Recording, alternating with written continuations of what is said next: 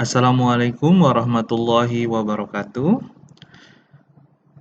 Pada video kali ini kita akan membahas mengenai soal-soal uji pemahaman awal yang telah kalian isi sebelum kalian mengikuti perkuliahan pertama untuk mata kuliah Zat dan Energi. Adapun hasil uji kemampuan awal dari 87 peserta ya, di kelas A, B, dan U untuk angkatan 2019 itu memperoleh skor rata-rata sebesar 76,2. Beberapa di antaranya ada yang mendapat skor 100, tetapi masih banyak juga yang mendapat nilai di bawah rata-rata. Oleh karena itu, agar kalian bisa mengetahui untuk soal-soal atau pertanyaan mana saja yang jawaban kalian itu salah atau belum tepat sesuai kunci, maka video ini dibuat sehingga kalian bisa mengevaluasi untuk soal mana saja yang masih salah jawabannya, dan diharapkan dengan adanya video ini kalian tidak akan mengulangi kesalahan yang sama untuk post-test yang akan datang. Mari kita bahas untuk soal-soal pemahaman konsep dan pretest keterampilan menulis ilmiah, khususnya pemahaman mengenai struktur dan sistematika suatu karya tulis ilmiah. Soal pemahaman konsep yang pertama diberikan sebuah deskripsi sebagai berikut. Ketika kita sedang memindahkan barang dari gudang menuju ke halaman, maka tubuh kita akan menjadi berkeringat, terasa panas, dan barang-barang mengalami perpindahan posisi. Kemampuan untuk melakukan kerja merupakan pengertian dari energi, atau bisa juga disebut sebagai kapasitas untuk melakukan usaha. Itu juga bisa disebut pengertian atau definisi dari energi. Soal yang kedua, bola 1 dan bola 2 identik dan sedang menggelinding menuruni suatu bidang miring. Bola 2 bergerak lebih cepat dari bola 1. Berdasarkan keadaan tersebut, maka pengertian energi kinetik dari keadaan tersebut adalah energi yang dimiliki oleh benda yang bergerak karena ada kecepatan dan massa. Mengapa? Karena rumus energi kinetik adalah setengah dikali massa dikali kecepatan kuadrat. Atau beberapa soal kecepatannya diganti dengan kelajuan, tapi satuannya sama. Sehingga energi kinetik yang mempengaruhinya adalah massa benda dan kecepatannya. Jika nanti ditanyakan energi potensial gravitasi, maka faktor yang memengaruhi energi potensial gravitasi adalah massa benda dan ketinggian. Adapun nilai G atau percepatan akibat gaya gravitasi itu dianggap sebagai sebuah konstanta karena besar G di seluruh permukaan bumi itu hampir sama, yaitu 9,8 meter per sekon kuadrat. Soal yang ketiga, Andi melepaskan sebuah bola yang bermassa 200 gram. Dan bola tersebut jatuh bebas ke permukaan tanah dengan kecepatan 10 meter per detik. Besar energi kinetik bola tersebut adalah... Nah, kita ingat bahwa karena satuan jawaban dalam joule, maka seluruh besarannya juga harus dalam MKS, karena joule sendiri masuk dalam MKS. Yang berbeda adalah gram. Gram adalah CGS, sehingga kita perlu konversi dari gram ke kilogram.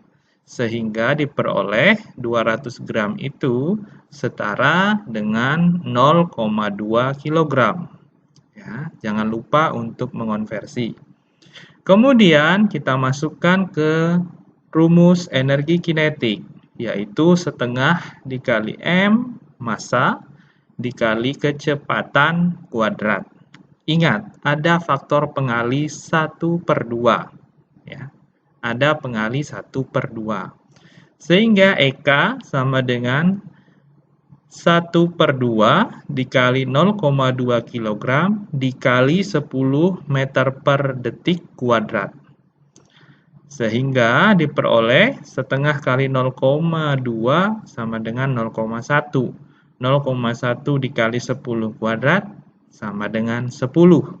Ada yang menjawab 20, ya, mungkin karena lupa kalau energi kinetik ada faktor pengali setengah atau pembagi 2.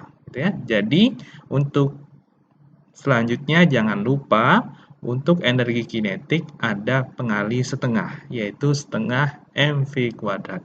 Jadi jawaban yang benar adalah 10, bukan 20. Soal nomor 4. Nah, ini adalah soal energi potensial gravitasi. Budi berada pada ketinggian 100 meter dari permukaan tanah. Jika massa Budi 70 kg dan percepatan akibat gaya gravitasi bumi di tempat tersebut 9,8 meter per detik kuadrat, besar energi potensial gravitasi Budi adalah EPG, ya, EPG sama dengan MGH, ya. Sehingga EP, M-nya adalah 70 kg dikali 9,8 meter per sekon kuadrat dikali ketinggiannya, yaitu 100 meter. Sehingga kalau dikali, diperoleh 68.600 Joule. Catatannya, jika G bumi tidak dicantumkan dalam soal, maka selalu gunakan 9,8 meter per sekon kuadrat. Karena ada beberapa yang menjawab 70.000, padahal di soal sudah disebutkan gaya gravitasinya 9,8.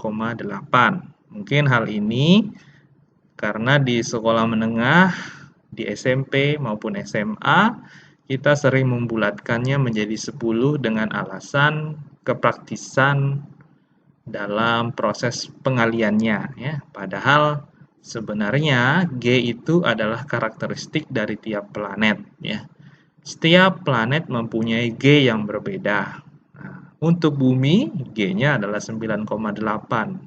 Nah, kalau G-nya 10 berarti itu planet lain.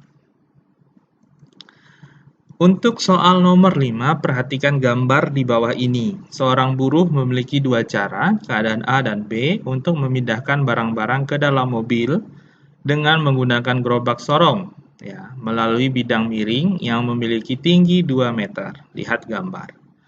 Massa barang pada keadaan A dan B adalah sama. Perbandingan besar energi potensial gravitasi pada keadaan A dan B dari posisi awal dan posisi akhir tersebut adalah, kata kuncinya gesekan diabaikan. Oke, kita lihat. Kita perhatikan tinggi pada keadaan A 2 meter. Pada keadaan B sama, tingginya 2 meter. Jika itu adalah titik 2, ya, titik 2, maka H2 untuk A, H2 untuk keadaan B adalah sama-sama 2 meter. Sehingga EPG 2 untuk A adalah MGH2,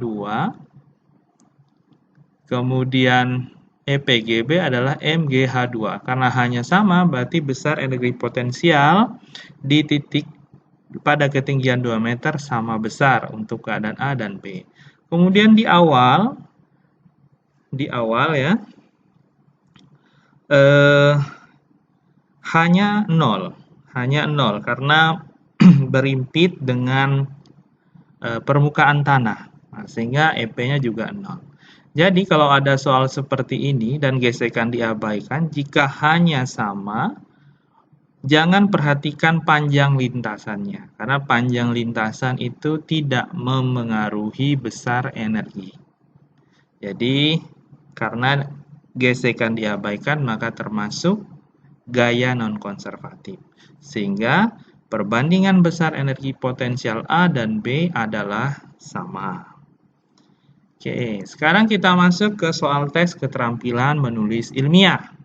Untuk pertanyaan pertama, salah satu tujuan dari pembahasan atau diskusi dalam artikel ilmiah adalah, jadi tujuan pembahasan secara umum adalah untuk menganalisis secara kritis temuan-temuan penelitian. Jadi di sini dibahas secara mendalam mengapa diperoleh data seperti itu dibandingkan dengan kerangka teori yang telah disusun sebelumnya dengan hasil-hasil penelitian sebelumnya. Kemudian ditelaah, dilihat kecenderungannya, sehingga didapat sebuah kontemplasi baru dari hasil penelitian yang dilakukan. Kemudian soal kedua, bagian yang mendeskripsikan latar belakang dan masalah penelitian atau riset gap. Riset gap ini adalah kesenjangan antara harapan dan kenyataan. Masalah ya. Jadi kalau kata kuncinya di sini adalah latar belakang dan masalah. Kalau ada, maka bagian yang membahas latar belakang dan masalah penelitian itu adalah pendahuluan. Bagian pendahuluan. Yang ketiga, soal ketiga, bagian metode dalam artikel ilmiah sebaiknya juga berisi prosedur penelitian yang dilakukan. Jadi metode itu membahas atau berisi prosedur penelitian yang dilakukan. Soal nomor 4, ulasan singkat atau ringkasan artikel yang memuat alasan atau tujuan penelitian dilakukan, pendekatan atau metode yang dipilih, hasil-hasil penting, dan implikasi dari temuan yang diperoleh adalah abstrak. Ya. Sehingga urutan abstrak itu tidak boleh dibalik-balik. Urutannya yang pertama mendeskripsikan tujuan secara singkat. Yang kedua, mendeskripsikan metode dan prosedurnya secara singkat. Yang ketiga, hasil. Yang keempat, kesimpulan. Apa beda hasil dan kesimpulan? Hasil merupakan kecenderungan utama dari data yang diperoleh. Sedangkan kesimpulan merupakan jawaban atas tujuan penelitian atau rumusan masalah.